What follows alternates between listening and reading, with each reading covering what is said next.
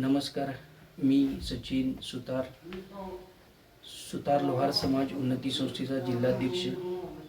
1921 साली शाहू महाराजांनी सुतार लोहार समाजासाठी रंकाळ टॉवर येथे दिलेल्या बोर्डिंगची दयनीय अवस्था आज आपल्याला दिसत आहे आणि त्या संदर्भात समाज प्रबोधन होणे हे अतिशय महत्त्वाचे आहे. त्या संदर्भात मी हा व्हिडिओ सादर करत आहे. मी दिगंबर लोहार, सुतार लोहार समाजातील एक सामाजिक कार्यकर्ता.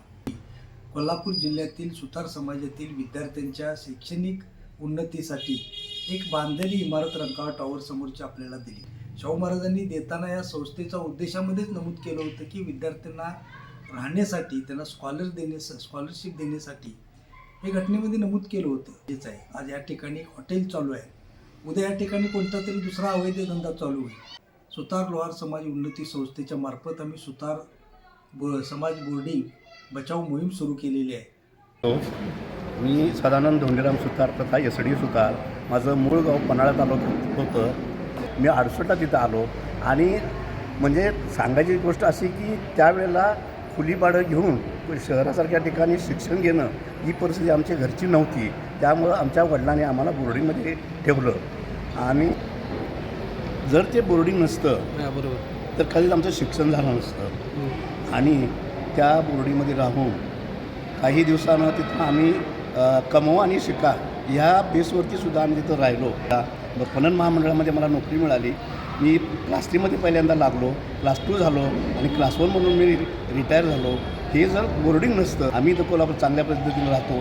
चांगलं आमचं सगळं केवळ याचं मूळ आहे हे बोर्डिंग आहे, हे असं मला म्हणायचं आहे. आणि दुसरी गोष्ट, आज त्या जागेवरती एक अजगर बसलेला आहे, विळका घालून अजगर बसलेला आहे. तो असा कोणी तिथं गेला की असं फडा काढतो नागाने. तिथं हॉटेल चालू आहे, उद्या परमिट रूम तिथं चालू झाल्याशिवाय राहणार नाही. तुम्हाला तुम्ही आत्ताच सांगतो, आपण वेळीच सावध राहायला पाहिजे.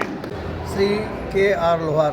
मी सुतार बोर्डिंगमध्ये 1973पर्यंत शिक्षण घेतलं. वार्षिक फक्त 15 रुपये फी, तुमच्यावेळी 20 होती, 15 रुपये फी देऊन शिक्षण केलं. त्यानंतर मी BSc आज राजपत्रित अधिकारी क्लास 2 कृषी अधिकारी म्हणून रिटायर झालो. परवाच समजल्यानंतर मी सुतार बोर्डिंगला जे सध्या वापरतात तर नारायण सुतार माझे क्लासमेट असून मी त्याला भेटायला गेलो. 2 मिनटं चांगला बोलला. तदनंतर मी त्याला फक्त सांगितलं समाजाच्या मुलासाठी बोर्डिंग चाल. त्याचं तळपायाची आग झाली आणि समाजाला पाहिजेत असल्याशिवाय हे बरोबर नाही. मी हॉटेल काढीन, आपल्या समाजात मुलं शिकणार नाही असे स्पष्ट त्यांनी सांगितलं. आणि बोर्डिंगची वार्ताच करणे, मी 3रा मजला बांधणार आणि हो. मी आदरणीय माननीय छत्रपती शाहू महाराजांनी दिलेले सुतार बोर्डिंगमध्ये 1975ला 74-75ला तिथं राहून मी शिक्षण पूर्ण केलं आणि आज शिक्षक आणि मुख्याध्यापक म्हणून सेवानिवृत्त झालो. ते बोर्डिंग नसतं तर मी शिकलो नसतो. एवढी मी गरीब घराण्यातून शिक्षण घेतलं. त्या सुतार बोर्डिंगमुळं माझा कायापालट झाला आणि ते सुतार बोर्डिंगमध्ये आज हॉटेल चालतं आहे. त्याच्या इतक्या वेदना मला झालेल्या आहेत की ते सांगण्यापलीकडं आहे. हे सुतार समाजासाठी सुतारांची मुलं शिकून मोठी व्हावेत, त्या वसतिगृहामध्ये राहून यासाठी छत्रपती शाहू महाराजने ते बोर्डिंग आम्हाला दिलेलं होतं आमच्या समाजासाठी.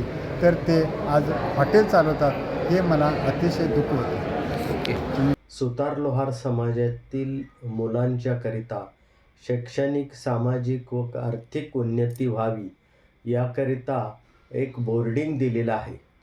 त्या बोर्डिंगचा विनियोग सद्यस्थितीमध्ये होत नाही व्यवस्थित, अशा बऱ्याच समाज बांधवांच्याकडून तक्रारी आलेल्या आहेत.